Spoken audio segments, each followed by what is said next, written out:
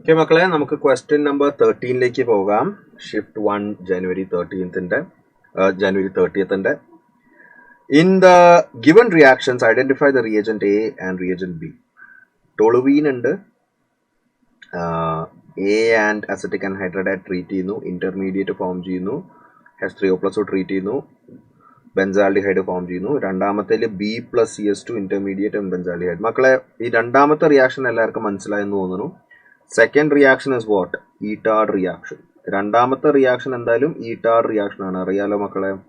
So B എന്താണ് വരുന്നത്? We all know what Etard reaction is. Etard reaction എന്ന് പറയുമ്പോൾ നമ്മൾ ടോളുവീനെ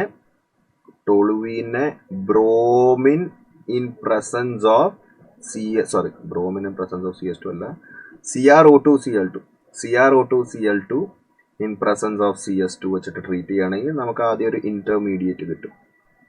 ഇന്റർമീഡിയറ്റിന്റെ സ്ട്രക്ചർ വരുന്നത് CHOCrCl2OH. ഇതേപോലെ രണ്ട് ഗ്രൂപ്പ് വരും, OCrCl2OH. And that when treated with H3O+. ഇതിനെ നമ്മൾ H3O+ ആയിട്ട് ട്രീറ്റ് ചെയ്യുമ്പോൾ നമുക്ക് ബെൻസാൽഡിഹൈഡ് കിട്ടും. Okay, got it.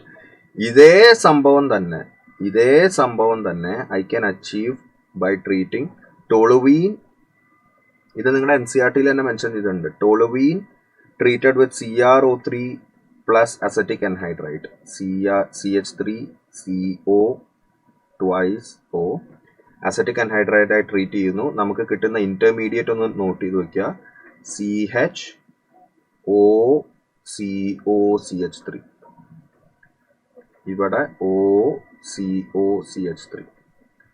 And that when treated with H3O+, again നമുക്ക് ബെൻസാൽഡിഹൈഡ് കിട്ടും.